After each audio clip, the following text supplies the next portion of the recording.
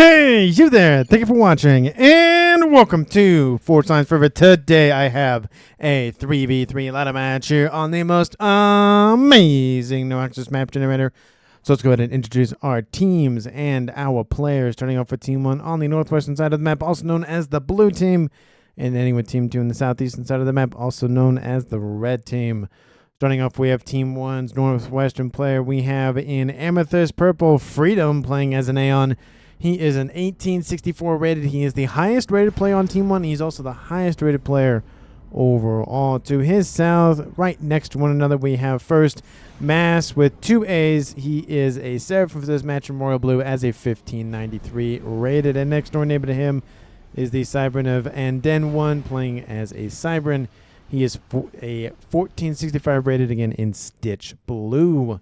So for Team 1 side of the map, they have a Cybran, a Seraphim, and an Aeon.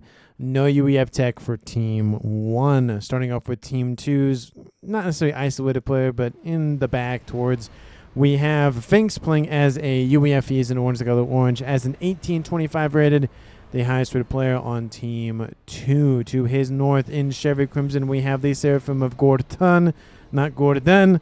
So I'll try to make the enunciation at least better, but we'll see how long that goes. He is a Seraphim, like I said, as a 1597 rated. And to his west, we have in Ruby Red, it is Sailor Moon playing as a Cybran. He is a 1484 rated. So for Team 2 side of the map, they have a UEF, a Cybran, and a Seraphim. No Aeon for Team 2. As a reminder, Team 1 lacks UEF, which means all the factions are represented in the game, just not on each team. Taking a look at the mechs distribution, locations, and the mass and reclaim. First, the mass before they scoop it all up, currently sitting at, it's not really a lot of mass. It's 200 mass per player, but it's definitely not worth writing about. The main things to note, though, is there's one there, and there's one there of 475. Nice little Aeon facility that's been destroyed and reclaimable, but the map does make up for the lack in reclaim with a little bit more mexes on the map. And we see on the southern side here, Team 2 has 1, 2, and then 3 positions that they're going to be able to grab. Finks has already grabbed his quad mex position there, and there's also, again, 2 twins down there. Towards the northeast, not really a lot of mexes, very sparse, but again, how we kind of see the players moving in this game so far. We have 2 going to the counterclockwise direction for Team 2 and 1 going clockwise. And then the reverse is happening for Team 1. We see 2 going counterclockwise and 1 going clockwise. So theoretically, Team 1 has the advantage going this way, and Team 2 has the advantage going this way. Theoretically. I will note, though, that those players that the 2 players on the other team are facing, that player is the air player. I would assume the air player, given a little bit further back than the other 2 on Team 1, for an example. So they are fighting a land and air battles versus just a land battle for these 2 on Team 2, for example. So we should see a counterclockwise shift as the game progresses. We'll see if it happens, but there is a pond in the middle that may annoy at least one person in this game. We'll see what happens with it. Cybran facility has been started and going for some sliver T1 subs. Again, Cybrans have the ability to have their units traverse the map in more than one way, being those Salems. So we'll see if they utilize those, of course. But Team 2 does have access, and Team 1 does have access to cruiser missile tech in the form of Seraphim and UEF cruisers. So we could see some cruisers pop up for Team 2. We'll just see who ends up dipping their toes in Navy. Team 1 grabbing that Trimex position. I did say it was for Team 2 technically, but it's just for counting purposes. We do see that Team 2 is grabbing this Trimex up here. Team 1's grabbing that. So it is evening out one way or the other. We see the comm of Team 2's Finks is inbound, but again, it is a 2v1 in Team 1's favor over here. So probably going to be a retreat order given maybe a little bit earlier than some games would initially be. But again, we could see the same thing happen on the northeast for Team 2 against Team 1 anyway. So it's just kind of a balancing act for as long as players can hold. Gun started in the north for Freedom. Definitely a smart move to be able to fight back against the 2 players from Team 2 just a little bit further away from their comms. We do see a lot of units inbound from Team 2, but there's a lot more inbound from Team 1. If Finks does not go for a gun upgrade, he soon might just be bullied out of not only this Trimax position, but also maybe this one. He does have a production facility back here to be able to pump out units very, very quickly. But again, it is 2v1, so it might not matter how much firepower he has on board because he's just going to be out DPS'd by both of them. To the north, we have gun speed started for Freedom at range is done. And now he's going to be able to fight back a little bit further away than his opponents for now. Team 1 PD being deployed by Sailor Moon to protect his investment. Couple of Roar will be driven away. Medusa and Mantis inbound to thwart the Aurora advancement. We do see a couple of units inbound from Team 2 on the western side of that pond, moving in and trying to skirt a little bit of it. A couple of Team 1 mexes probably won't go down just due to the inbound reinforcements from Anden, but it was a lovely attempt nonetheless. We do see the pond has been grabbed by Team 1. We see some Seraphim facilities are going to be started. I don't know if Team 1 has noticed that or not. If they do, or soon will, if they don't see it soon, I don't think Team 2 will have a leg up, at least for now. They need to probably wipe out the facility at a bare minimum. That is upgrading to T2, so they might go for cruisers, or again, they might go for those Salems. That's going to be definitely an annoyance for Team 2 as the game progresses if they don't deal with this sooner rather than later. Guns, speed and range started for Team 2. Cybrid of Sailor Moon Gorton is inbound. Maybe he'll assist with the upgrade. He's at 13% and climbing. Again, as a reminder, Team 1's Lonely Player to the north of Freedom has speed and range on board. T2 Air, not online yet, but I would assume T2 Air is going to be online shortly for at least somebody in this game. T2 Land online for Finks in the south. Gun started for Team 1's Mass. T2 started for Anden. I do love the essentially divvying up of the responsibilities. We have one defensive and one offensive player over here. Will definitely be able to help keep the territory that they grab, and then maybe able to push in a little bit with some PD creeping. A couple of units trying to mimic what Team 2's Finks did a little bit ago, but didn't really succeed too much. One mech will probably go down. That actually belongs to Sailor Moon. Maybe, maybe not. We do see a bomber inbound to help out a little bit. Grabs one of those Thams. A couple more remain, but it doesn't look like they grab that mech. We do see a couple of Team 1 PD emplacements putting themselves over here, or at least being built by the engineers. Imagine PD just uprooting themselves and walking around on their own. That'd be an interesting mechanic, to say the least. Those mexes should be fine. I'm kind of surprised those frigates aren't a little bit closer, but again, 2 mass is 2 mass. Is it worth it? We'll see if that 2 mass makes any difference. But I will note that it's probably power related, but Team 2 is ahead over 100 mass in their favor for Eco, so that is definitely not good for Team 1. But that makes me think it's power related, given that much of a discrepancy between the two teams at this early of the game. We did see a little bit of combi-com action between Team 1 and Team 2. It looks like Gorton and Freedom trading some blows, and it looks like even Sailor Moon trading some blows. He went and got himself a gun upgrade now. He's not going for stealth, probably nano right afterwards. And that might help solidify defensive operations over there.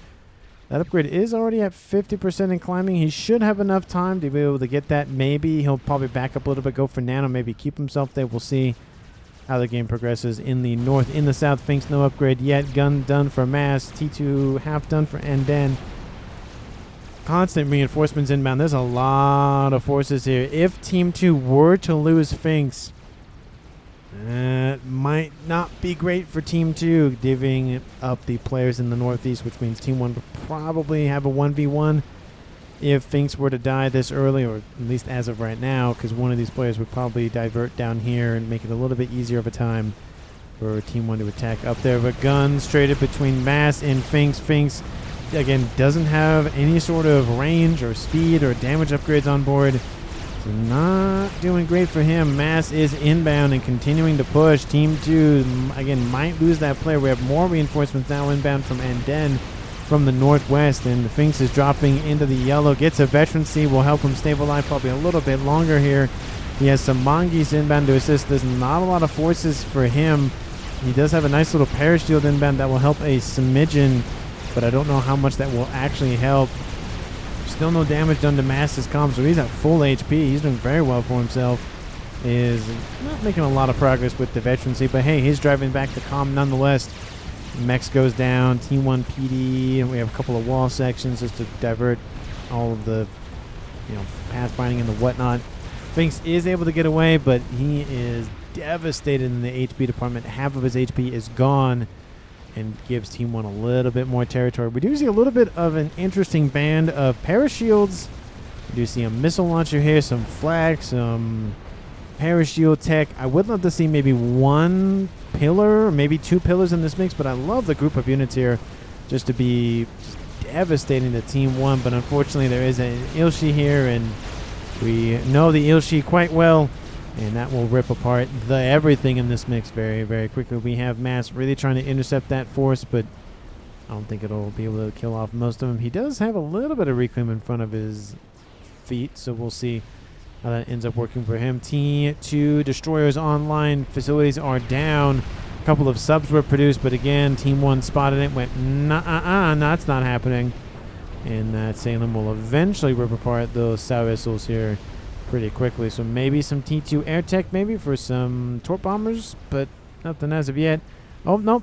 Scratch that. T2 air is online in the Volta department. We do see an SL Pigeon being built by Sailor Moon. It does look like that was possibly power related for Team 1.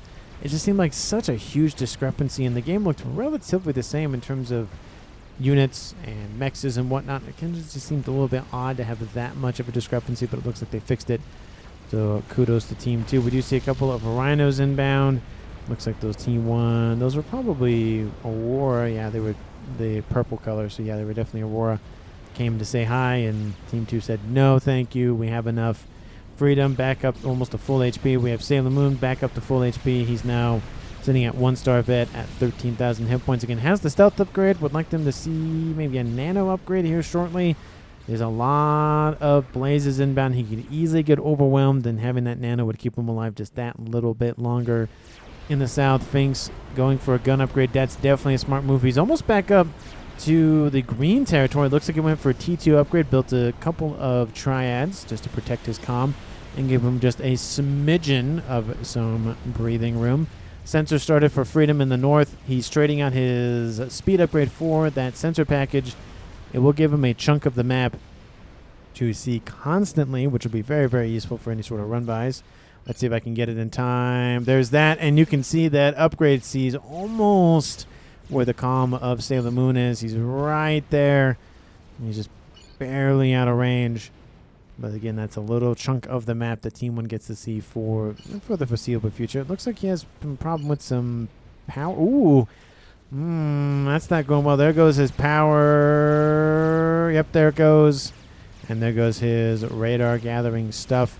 It doesn't get rid of the vision, which I was interested to see that. I never actually checked if it gets rid of the vision. It does not, so there is that to consider. In the south, 2v1, and once again, and then moving up with some PD. They are tickle cannons, but they are something. Lots of Mongees for Finks.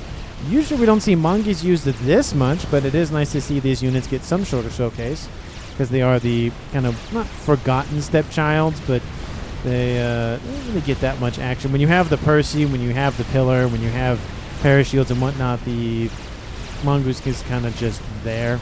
Or the Titan. It's kind of just there. We do see Mass is dropping below 50% hit points. Has to be careful. Those Mongees can output a decent amount of damage. They're just incredibly weak. And that one vet, 715 hit points.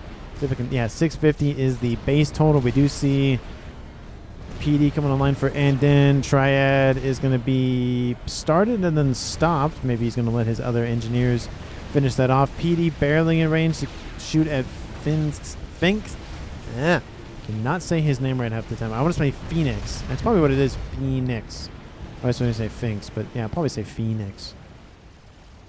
So it's probably Phoenix. It's probably what it is. And I'm just saying it wrong, like I do at least a quarter of the players that play this game. In the north, we have gun advanced range started and almost done for Freedom. He has the initial shield upgrade, so he's going to get up to 19,000 hit points with those two combined. A lot of hit points to bring to bear. Team 2, Nano has been started. At least you would assume that's Nano. No way it's laser, because that would be insane at this point at 15 minutes going for a laser upgrade. That's more of a 25, 30-minute upgrade. Yep, there's the Nano. He's now up to 14,000 hit points. T2 land, T2 air upgrading, not to T3 air yet, but T3 land has been started and now done for Team 1's mass. Eastern side, T3 air is online, and T2 land is online. So we'll see maybe first bomber outbound from Team 2. That would be a nice little change of pace, given the fact that we don't really see that strat that much. When it does happen, it could be very brutal. Second PD coming online for Team 1. Mass underneath that shield desperately probably needs that nano upgrade. Parashield trying to protect the Triad investment. Shield is... it's about to hold. Again, there's actually a decent amount of parashields here. It looks like one. There's actually 5 of them here. There's another shield down. Missiles are raining in. Shields are being assisted by some engineers. Triad's almost broken through. Kind of surprised that Finks isn't going to take out the PD himself. Looks like he's going to stand in the way of the shielding and of the parachutes and actually take the hits. Triad's about to fall first of the PD is down. The second PD is down. He's getting shot up by a Cerberus PD placement. Another one's almost done. It looks like Mass is going to push in and go, nope, okay, never mind. I thought about it. Wait, nah, it's not a good idea. And falls back. Mass takes a couple more shots from those Triads to the back. And the shield comes barely online and then gets denied. Nice shot by that Triad. That's going to be a nice little win for Team 2. It's still going to be a slogfest down there. Again, it's still 2v1, but hey, it's Team 2 is holding on for now. And I will note that in the north, it is favoring, I think, Team 1 just slightly. Again, Team 2 is past the 50% mark roughly, but again, roughly would be the key word in that statement. That's partially driven by the fact that Gordon has actually retreated back to his base, focusing on his air, which, again, if they can get that up and running, it might not even matter that Team 2 is losing some territory. A couple of missiles inbound, and that T2 naval headquarters is not going anywhere. There it goes. Nice grab there from Team 2. No Navy for anybody in this game. They built another Salem, maybe that's the same Salem, and then a Siren for a tiny bit of AA coverage, but again, not by much. We do see, looks like a little bit of build-up here, and more build-up here. Freedom might draw away the attention of Sailor Moon and getting his forces to claim the entire, let's say not northern half, but at least northern edge at a bare minimum. We do see those forces can use the water to their advantage. They have hover. All of them have it. The Spirit, the Blaze, the Asylum. Is there a flak in there? You would think that. Oh, yep, there it is. There's the Ascendant right there. Rhino's inbound saying, nah, go away. You didn't say the magic word. And I just want there to be a Strat Bomber first because you hardly ever see it. Is he going to go for it? Yes, he is. He is going to go for it. Gotta love it. T3 Strat Bomber is coming online here shortly. Team 1, T3 Air is online, which means they should be producing those engineers right about now, or at least trying to go for a T3 P-Gen. We also see some sniper bots being built on queue.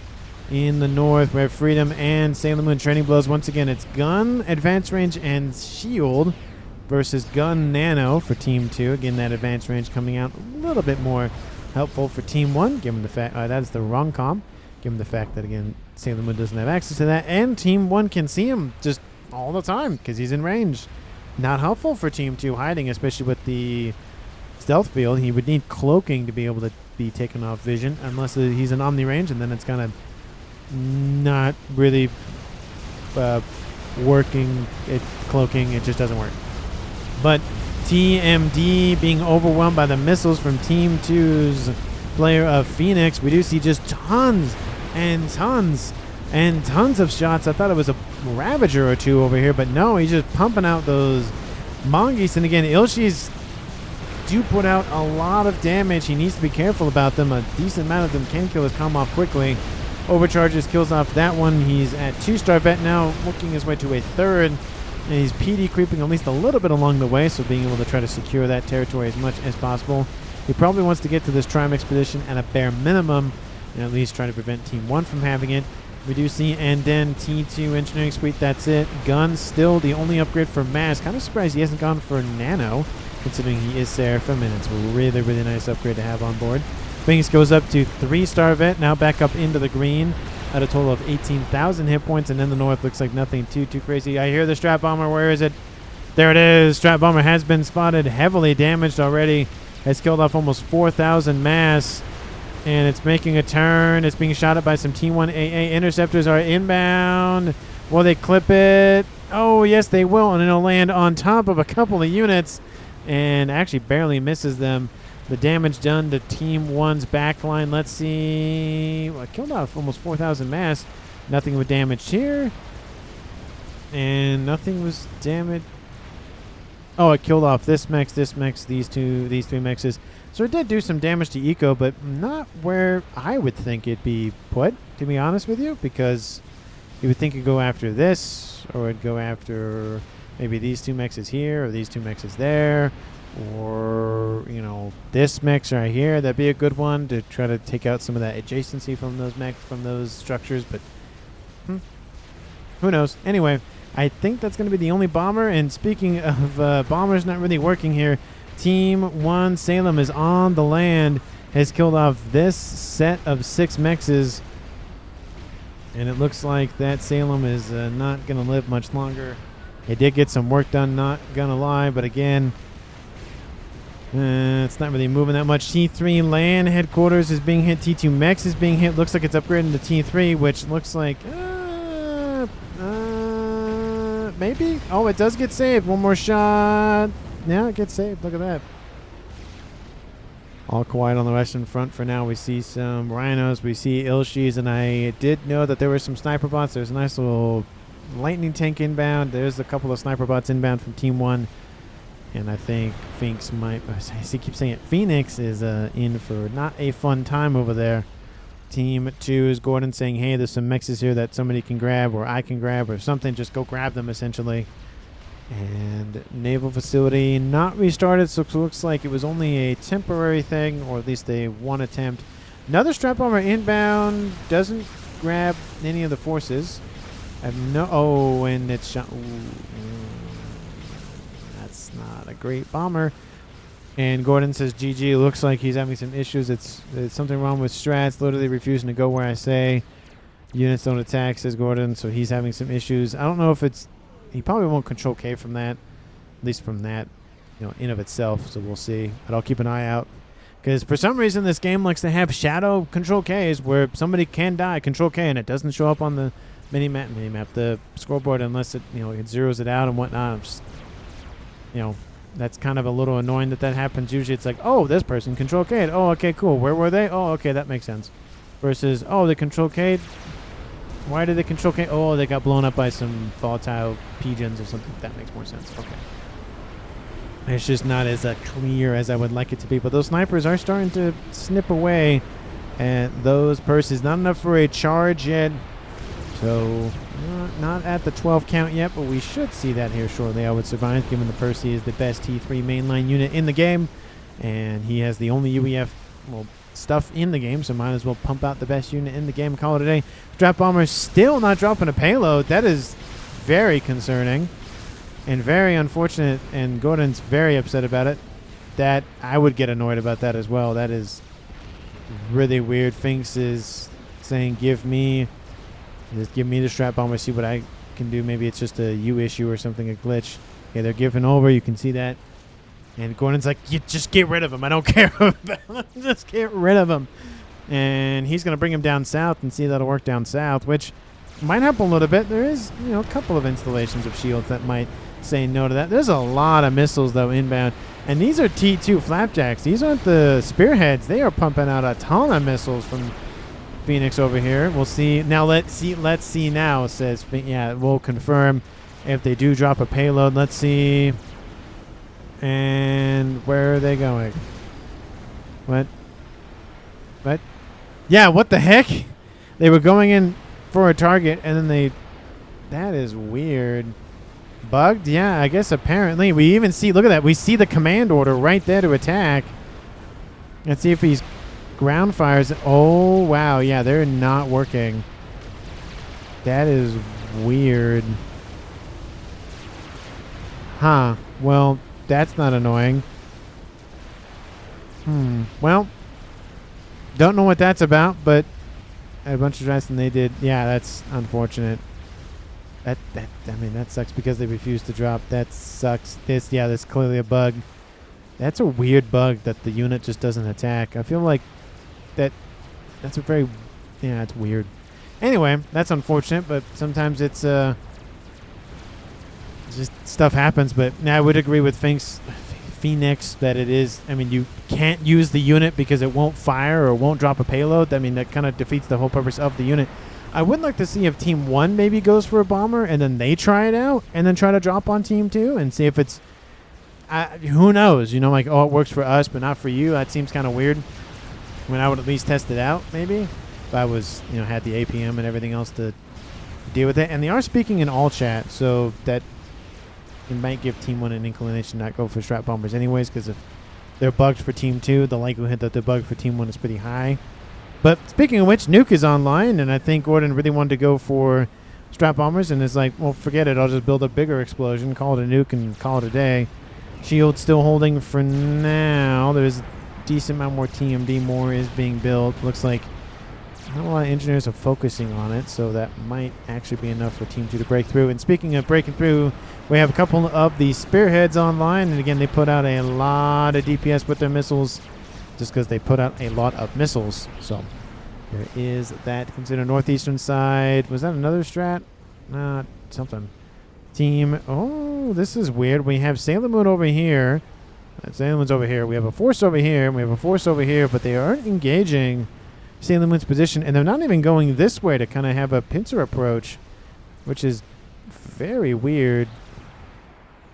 I mean, there's no monkey, there's a couple of bricks and a couple of gunships, but nothing that screams do not go that way kind of thing. But Sailor Moon's still on the front line. Probably, I don't know. Maybe he should invest in some engineering tech. Maybe he should go for cloaking, go for something. I don't know. Because I feel like long-term him staying on the front line is probably not a good idea. Team 3 just for building, you know, shields and whatnot, just protect himself more, but kind of feel it just isn't going to work out. I will note, though, that at 27 minutes almost, nobody has died in the game. Hopefully that's not driven by the strat bombers not working for Team 2, but, you know, we'll see how that ends up shaking out. Team 1 at 800 mass, Team 2 at 850 mass, and again, there is a nuke. So consider that in your calculations for who you think is going to win this game. A nuke would be very nice right about here. It would allow Team 2 to push heavily on the southern side. Or they could go for a base or two. The nuke is not big enough to hit both of these bases. That would be insane. Because if they put it right here, it might clip about that. It might clip about that. That's probably going to be about it. Might as well commit to one or the other. Team 1, how's your scouting go? Ooh. That is not good. Team 1 barely scouting. Team 2, how's your scouting? Oh, it's better. Not really a whole lot known over here, but they at least know some things. So there is that, but that's not a lot of scouting.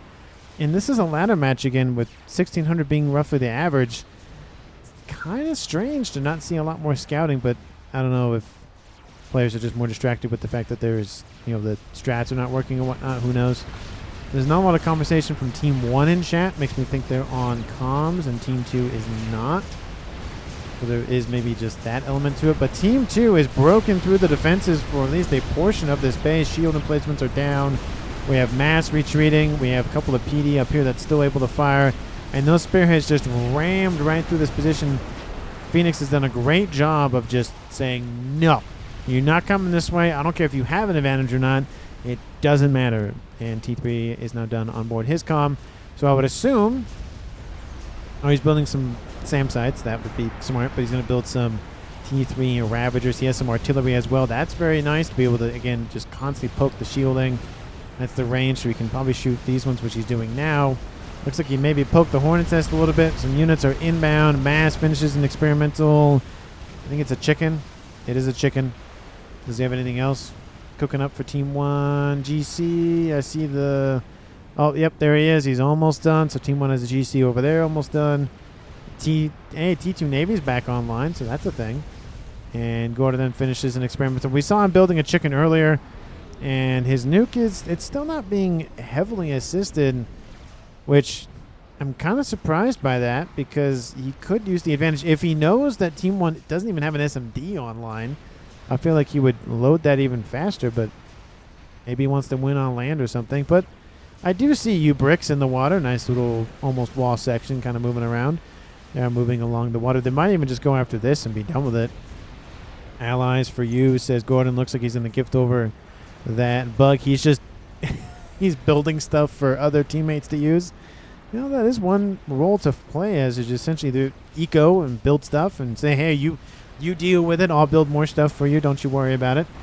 And Team 1, it's not looking well. Percy's are moving in. We have a couple of sniper bots still here, so they're trying to just hold the line, but there's just so much fire down range that it doesn't even matter. Missiles constantly keeping those sniper bots just moving.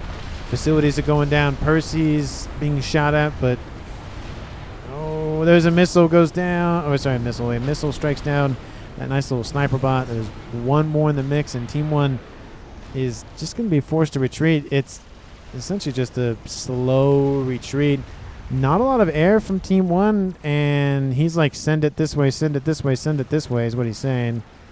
And maybe he's talking about the Monkey Lord. There is that GC. Team 2 is not looking good over here. There's a lot of forces here, more of them inbound with that GC. There's more of them. They're actually being pulled back to deal with these bricks from Team 2. Gives them a little bit less things to fight on that eastern front, but I don't know. Maybe it would have been better off to go after this. Looks like a cruiser's being built for some AA coverage. Mexes are slowly being taken out. There's one there and one there, so that's 18 mass a second. Team 1's losing out on 30 minutes. Still nobody has died. You do see those torp bombers just hanging out. They may get a call to go after that a little bit of naval headquarters-y. We do see that GC is inbound, and there is a monkey and a chicken, and the monkey or the chicken will die. Highly doubt both. But there's the new. Ooh, okay. They went for Team 1's Freedom to the north, and SMD is going to be built, I would assume, almost immediately after that call to the everything from the announcer of, hey, there's a nuke inbound, and be aware that. I do love that. He did build an SMD. It's not fully loaded yet, but he did think about doing that, so love to see that from Gordon. He's like, hey, I have a nuke. I probably should build an SMD to protect it. That is a good idea. And Nuke is inbound. I'll look over here to the east just for a moment, look at all of the stuff happening. The GC took a lot of damage, but didn't really do a lot of damage to those experimentals. And kaboom! Wipes out the T3 land headquarters. That's a really good grab. Wipes out a decent chunk of mexes, pigeons. There's a T3 air headquarters along line, but again, it's not a lot of focus on air for Team 1, so it's not that bad if Team 2 didn't grab it. And there's really not a focus on air in general from Team 1. We do see T2 air headquarters, but not a lot of air in general. Actually, we have 3 T3 air headquarters, and still not a lot of focus on air. Really, really surprising. Looks like Team 1 just wanted to have some, and just in case, which again, it's nice to have, but if you don't really use it, what's the point in having it? I mean, unless you want to build it just for spy planes, but might as well just ask your air player to just run a couple of spy planes over once in a while and call it a day. A cruiser and a Salem inbound. That chicken, though, that's going to be not great for Team 2. There is a crab being built. It's going to take a while to be built, but there is a crab on board for Team 2 right here waiting. I don't know if Team 1 knows that chicken is there. They know there's some sort of signature down there. They have no idea what it is. They'll see it here shortly. Chicken has emerged. No veterancy one way or the other, so no advantage. There's gunships inbound. The cruiser probably should stay there to help out with the chicken, or at least trying to protect against the gunships, but maybe not. There's a couple of bombers dropping off some payloads to that cruiser. Looks like they're going after that. Chicken is making a break for it. Looks like maybe a T3 mech might go down. There's a lot of firepower. There goes a shield emplacement, TMD, transport, but nothing really high value targets. And it looks like that the chicken is defeated. Maybe that T3 mech will die to the Ion Storm, but that's probably going to be the edge of the Ion Storm. So not great for Team 1 and Team 2. By contrast, this mech, these two mexes, these two mexes, these two mexes, this mech. What was that? 2, 4, 6, 8, 9 mexes are down for Team 2. Sorry, for Team 1. Maybe they built 1 or 2. Actually, there's another one down, so 10. So a solid double-digit amount of mass killed for Team 1 from Team 2's bricks. Some nice play there from those watery bricks from Sailor Moon. And this Trimex position is down. So there's still a large army here to consider, but Phoenix should be fine. Emphasis on should, because he has a lot of shields to protect himself. He has a couple of artillery emplacements, Ravagers. There's really no breaking through that for now, at least on that western side. SMD has been built and is being loaded as we speak. Now the chicken being built by mass. And I feel like the momentum for Team 1 has just kind of died down, especially on the western side. The eastern side, it's still going full bore. We have port bombers still going after that cruiser. Again, shoot the stuff shooting at you and then shoot at everything else. Cruiser is down, so they dealt with the AA at least. There's still a T2 naval headquarters online, so there's still that. But hey, they wiped out the threat in front of them, so there is that. Chicken. Is that the new one or is that the old one? I think that's the, actually that's the, yeah, that's the one that, no, it's no veterancy for that. Where is the one that killed out? Oh, it's down here. It has some veterancy. It's donated over to Phoenix. Be able to help out that front line. Nuke is, again, kind of just sitting there. It's not really being aggressively loaded or anything. But 3 GCs and a chicken walk into a bar with a Monkey Lord hanging out, and that Monkey Lord's not going to hang there much longer. The chicken might as well just full send it into the group of GCs. That GC's almost down. There's rhinos in the mix. Bricks as well. Chicken's inbound from the south as well. Again, I feel like players before they really like, oh yeah, we should go in for the kill with the Ion Storm, just doesn't really get enough momentum to even just get close to it. I feel like it needs to go 10, 15 seconds sooner to get enough distance closed to be able to affect any sort of units. But this GC full sending it, that's not great value. Just turns around and goes, oh yeah, there is a thing behind me. Let's go kill that off. That's not great. Nata's inbound helping out a little bit. The GC will survive. It's at 2-star. Might get to 3 stars. And again, there's that walk just a smidgen. We have some gunships inbound taking out the AA. And the Iron Stone will activate. And we'll singe the back of that GC at least more than the other one did, to be fair. But there is still that threat. But the Crab is done for Team 2, Sailor Moon. So, again, it might get a couple of T3 mexes, but that's probably going to be it. The Harbingers might do a little bit more damage. Another chicken online for Team 2's Gordon, and all the GCs surviving a little bit longer than I thought. Another mex is dead, so that's 3 mexes dead for Team 2. And looks like the Harbinger might get that other mex with the chicken. Nope, it doesn't grab it. Never mind. They diverted over to the east. It might be going after the secondary or the main air grid. This is just the T3 air headquarters. Nuke is loaded. The question is, does Team 1 have SMD? No. And now none of them are loaded. So you could go after either actually you can go after anybody again, or Freedom again, or anybody else at this point. We'll see what Team 1 ends up getting hit by. And GC is going to wipe out some P-Gens here, so that's not great for Team 2's air.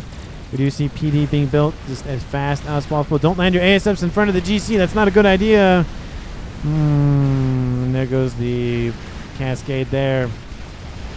PD being built, Monkey being built. We have, are those ASFs or those Nathas? I'm assuming those are Nathas. Nope, those are ASF. Never mind.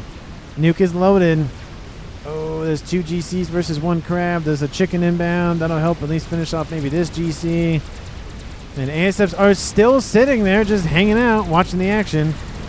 That is such an interesting place to land, to be honest with you. PD is now in range, and looks like that GC will die. 5-star vet GC. Again, it has 50,000 roughly additional hit points. A lot of hit points to his name. GC is going to be able to kill off that chicken, and it'll be the end of the experimentals for Team 2 for a little bit of time. But look at the western side. Just the momentum shift heavily in Team 2's favor, continuing to push. The players that were facing a 2-1 advantage are the ones winning the land game. So nice comeuppance, but nice kind of role reversal there. Proving the caster wrong. Nuke is inbound from Team 2. Again, you got to launch it sooner rather than later. And it's going, for the army, not the base. I mean, he doesn't know the SMBs aren't loaded. We do. Maybe that one would have loaded in time. Oh, that's going to be awkward if he nukes his own friendly forces. That would be awkward. But Ionstrom finally kills off the GC. And there's a lot of reclaim for Team 2 to scoop up. You got 1, 2, 3 GCs and then 2 chickens. And you also got that chicken. You got this wreck up here. You got lots of reclaim on the map. And Team 1's just outputting GCs at this point. At least on the northern edge. Here comes the nuke. Oh, it does wipe out a chunk of those forces. Kaboom! That's something. But in terms of reclaim overall, almost 250,000 mass. And the majority of it right here, 200,000 of it on screen, and even closer, 170 something, 160,000 more than within range of Team 2. Gunships might start securing the reclaim. Fat Boy moved northward, and assistance from some drones inbound from Phoenix to assist with building the Monkey Lords. And with the death of those units, it does free up a little bit of annoyance from Team 2. But again, they pushed back heavily already. Killing off a couple of mexes would be nice. It's only 9 mass a second gone, essentially, if the mex is wiped out. And, you know, technically a couple of mass already eliminated because the mass storage is going down. But we'll see. 38 minutes on the clock. Team 1 might invest in longer range tech. The game is kind of getting to that point where is it worth the mass investment if your units are just going to die on your opponent's doorstep? Chicken is down. This one actually did hug the chicken from Team 2, so maybe a tiny smidgen of singeing, but nothing too crazy, to be honest with you. Look at the engineer. Look at this. He's just like, hey, I'm a nice little engineering drone. You can't see me. I blend in. He just needs to stand right about here, and it'll just be like just an engineering drone station with this little head popping out with some 2 arms. He could put some drones on his shoulders, and he could be an engineering station. Just 2 drones just hanging out. You're like, okay, drones, go do stuff. I am a kennel. Eastern side again. The air grid is demolished, but the base still stands, at least for the most part. Nukes killed off 85,000 with 2 nukes. Very good average, 40+ thousand. Another nuke is being loaded, but it's not being assisted. It's just hanging out there. He's just kind of passively loading it. He's not focusing on it, which is, again, very atypical of what people who build nukes do. Kill ASF, says Phoenix. And ASFs are inbound to protect the gunships. They're targeting the Salem's in the water and Den's in the water. Almost 40 minutes. Nobody has died yet. This could be another game, crossing my fingers, where nobody dies. We have seen comm on comm action, so that has exist. That did happen. Chicken is heavily damaged. Transport drops off engineers. That's going to scoop up that reclaim from Team 1. That's definitely rightfully Team 1's wreck. And I think if Phoenix notices, he might get some. Oh, no, they started the reclaim. He'll get a portion of it at a minimum, which he'll take better than nothing. And those engineers sacrifice their lives for their family, their countrymen, their faction, their whatever, their orange, the color orangeness, whatever you want to call it. Eastern side, we have Chicken, we have Monkey, we have Fat Boy, we have GC. Where is the Crab? Crab is under construction. And the Fat... Ooh. Does Team 2 notice? Team 2 doesn't notice. Where's your Omni? Where is your Omni? What's back here? Is it not in range of that? Oh, it's about to be. Oh, there it is. Why was that on range? Ooh. That's unfortunate. Fat Boy's going to go down. And, oh, the GC. Nope, never mind. We see the pings order going for the Fat Boy. Definitely a smart move there. Oh, can it get... Oh, the Chicken. Can it save the Fat Boy?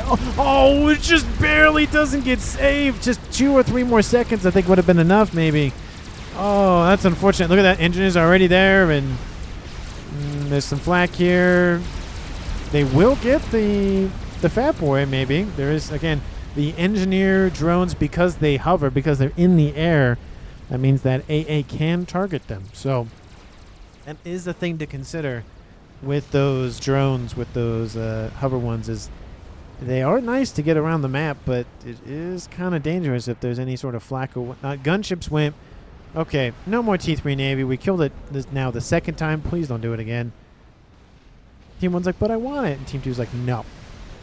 And Chicken still just constant production here. Don't land your ASFs here. Again, second time landing your ASFs next to not good things. Oh, you have a brick shooting at ASFs, which should never happen. There we go. Now they move. And Team 1 getting a little bit more air grid to the north for freedom. SMD is loading as well, just making sure that's protected. Thought I saw an artillery piece. Nope, that is a GC. Still the pressure on land. Engineers still doing a good job of just reclaiming as much as possible. How much reclaim? Yeah, well, again, those hover drones are definitely helping. 150,000, more than double the entirety of what Team 1 has reclaimed, is an insane amount. Team 2 at almost 250,000 mass more. Can you ping anti-nuke, says Gordon. Well, I mean, there's one there, one there.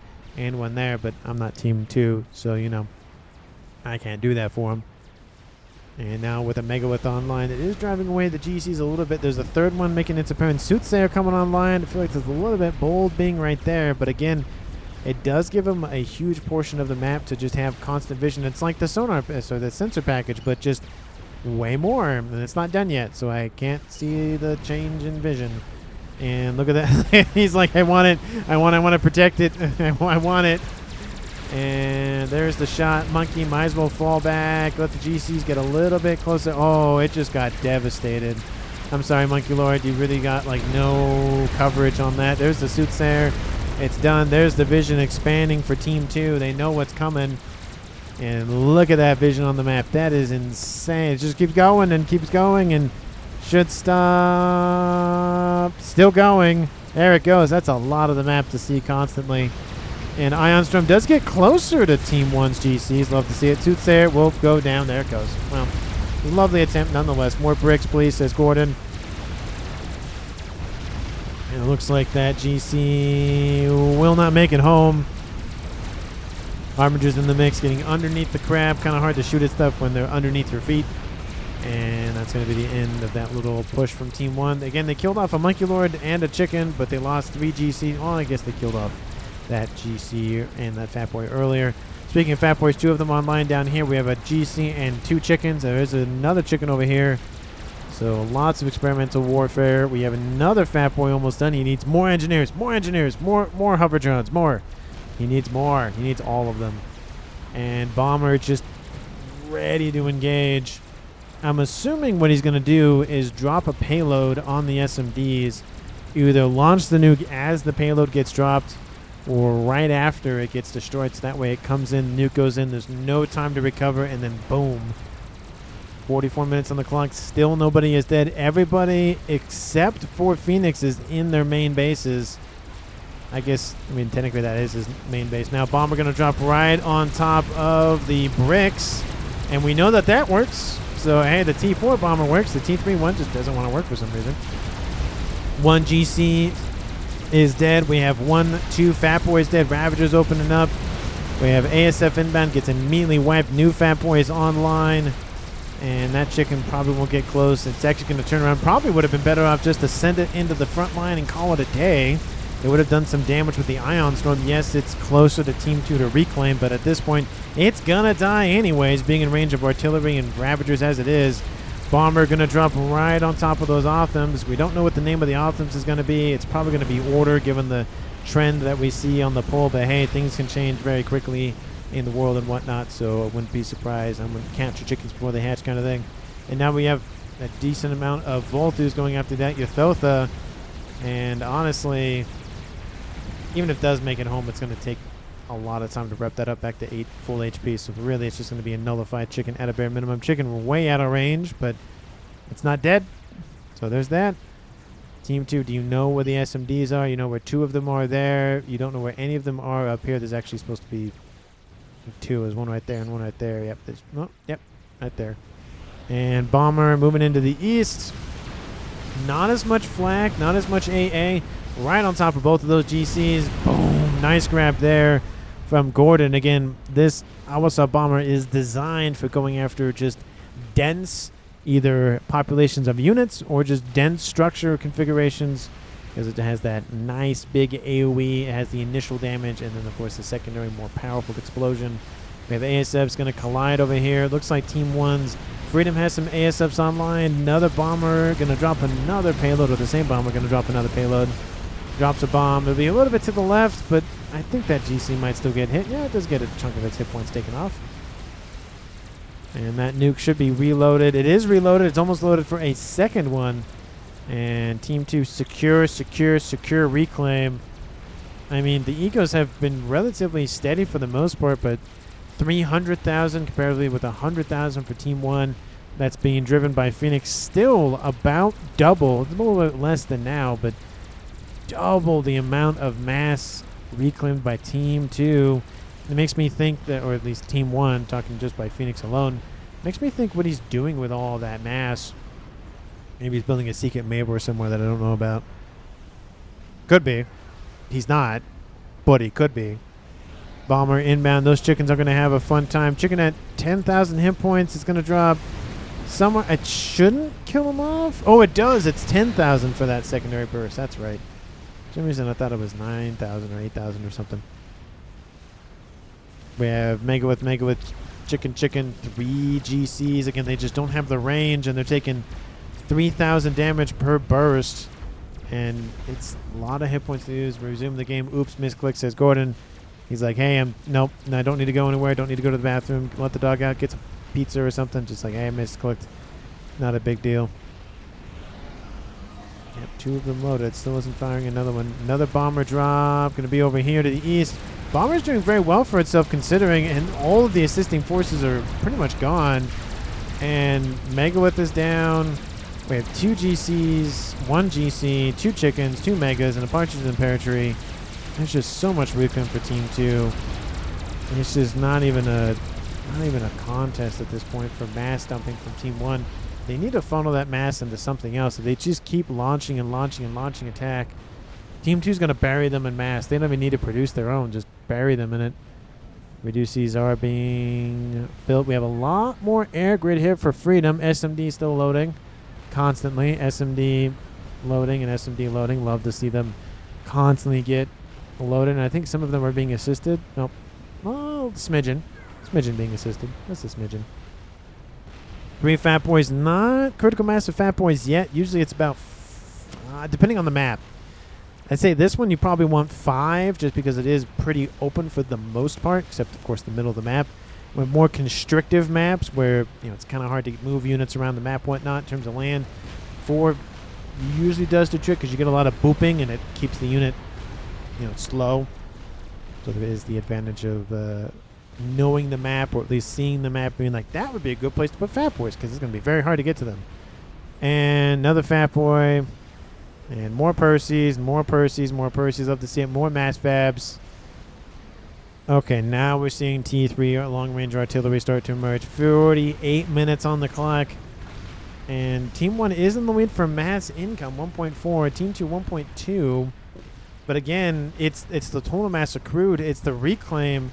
Team 2 almost triple that of Team 1. And then again, that's mainly being driven by Phoenix, and then of course Sailor Moon's nearby because he's right where all the GCs are dying, and Gordon's more focused on going for all of his nukes and bombers and chickens and artillery and the whatnot. I make T3 artillery, says Gordon, and at this point Team 2 can just bide their time. The artillery takes out the SMDs, the nuke launches, kills off a base, repeat the process, do that 3 times and you win, at least in terms of kill SMD, launch nuke, change target. Another bomb drops in front of that GC. That bomber must be almost at 100,000 mass. It's at 60. It's at 2-star bet. It's, again, doing well for what it's designed to do, which is just area denial plus a bunch of units dead plus structures dead, that kind of thing. Percy's standing in the way of their Fat Boy brethren to give them a little bit more time to fall back. We have that the Awasa bomber inbound first. Yothotha is down, speaking of which. We'll take a little bit of AA from these bouncers, and it's going to drop actually behind the experimentals, and the bomber takes some damage, but it gets out of there. A lot more of those assisting units are down. Second chicken is down. That is the problem with facing up against Fat Boys like this, is you're taking damage as you're catching up to it, and by the time you even catch up to it, it might not even matter, because look at that. That Megalith is almost dead. That chicken has caught up, but it's just not enough, and it's down now. So all of that firepower from Team 1 is gone. I don't know. That's a lot of mass to just have there. Team 1, do you have a backup plan? Another Mega with another chicken. And no. Yeah, donut, but that's probably not going to work. 3 Athothas and a crab walk into a bar. That GC is down. And more reclaim, more reclaim, more reclaim, more reclaim. There is a GC just kind of on the edge of the map. Mega with inbound. It will maybe be able to intercept it a little bit. It's going this way and it's going this way, so just by that logic, it's going to pass it. It needs to go this way to at least have some chance. We do see some shots are now raining on it, so it's going to do some damage before it gets out of range or out of angle at least. But bricks are inbound. They might try to boop it, but you can't really boop the thing that big because it'll just crush you. Right, like that. Actually, you can try to boop it, but nope, doesn't really work. But The bricks help out. There goes the GC. Bomb drops on top of the SMD. And there goes the SMD over here. It takes out a couple of P-gens with it. Nuke is probably right behind it. It'd be interesting to watch a Nuke kill off a Tsar. It'd be very fun to watch. Either from the landing on top of it or the launching up into it. Kind of like Independence Day with the the fighter at the end of the movie. There it is. There's the nuke launch. It is inbound for that base. And at a bare minimum, T3 land headquarters and T3 mexes are down. Now I have time to talk orange. Fine. Okay, well, you gave me this Omni and I didn't notice it for 30 minutes. That would make more sense. I pinged. Because we saw that GC kind of walk up and go hi to that fat boy. Yep, there it is. It's just hanging out. It's been there for a minute. Oh, that's funny. Artillery is almost done. I was stalling so bad, but you can give it back, says Phoenix. Oh, look, there's an Omni over here. Look at that. They're just... Oh, maybe he's talking about that one. Maybe? Nah, that's okay. Maybe... Actually, no. Maybe he's talking about... Yeah, maybe he's talking about this one. I thought he was talking about this one. But... Doesn't matter. He gave a Fat Boy... Gave him Omni over. But speaking of Fat Boy, Megalith might kill off one of them. The only reason I say might is because there's a lot of shots inbound, and